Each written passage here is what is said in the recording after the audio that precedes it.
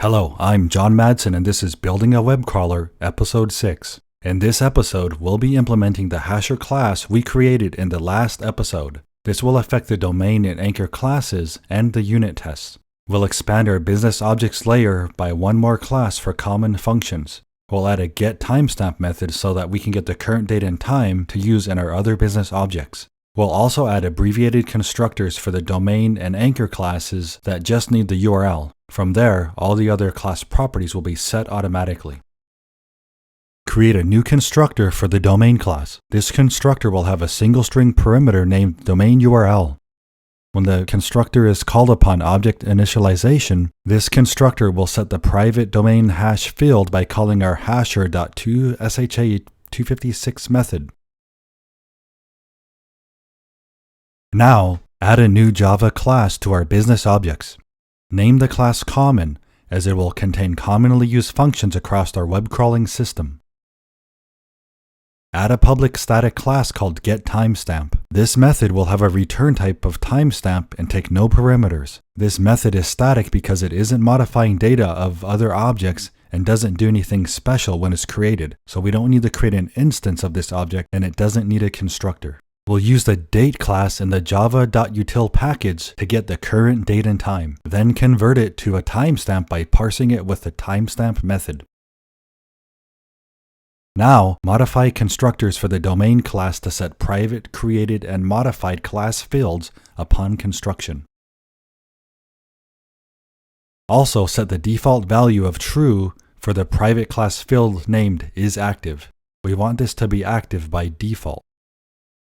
Next, we'll refactor our anchor class to implement the new timestamp method and set default private class fields. We'll use the date class in the java.util package to get the current date and time, then convert it to a timestamp by parsing it with the timestamp method.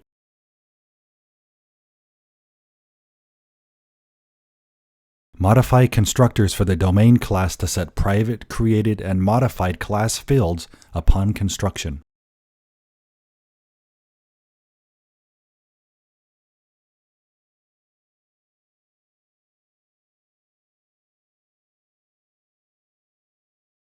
Also, set the default value of true for the private class field named isActive. We want this to be active by default.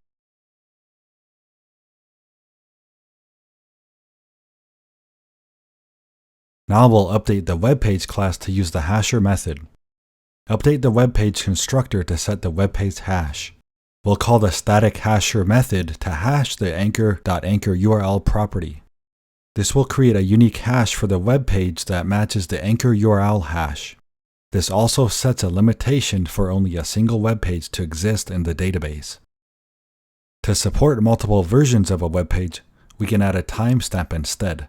Since our called methods throw exceptions so they can be handled higher up in our application, we'll also need to add a throws exception to our method signature. We also need to set the default values to 0 for anchor parse status and email parse status. These properties will be used when we start parsing our HTML pages.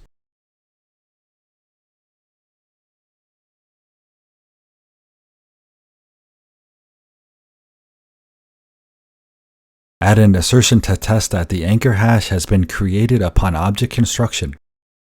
We'll use the assert true to test this. We'll do a test that tests the length of the domain hash, which is 64 characters long, since the SHA256 hash algorithm always produces a string that is 64 characters. This type of test is a bit shady, as assertion testing usually requires a more finite test, such as a known value.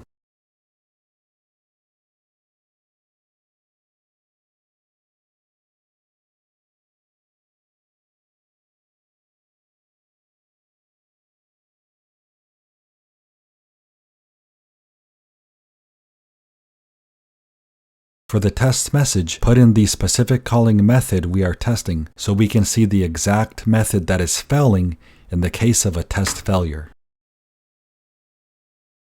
Run the test method to see if it passes. By default, the test should pass, but you can never be sure a test is working unless you can also make it fail. To make the test fail, change the test character length from 64 to 65. This will cause the test to throw the failure message we specified. Run the test again and confirm it as failed. Then change the test back so we do not get false positives for test failures. Now, we'll refactor our anchor construction code to use the new hashless constructors we created previously. We'll also add an assertion test similar to the test we created for the domain class.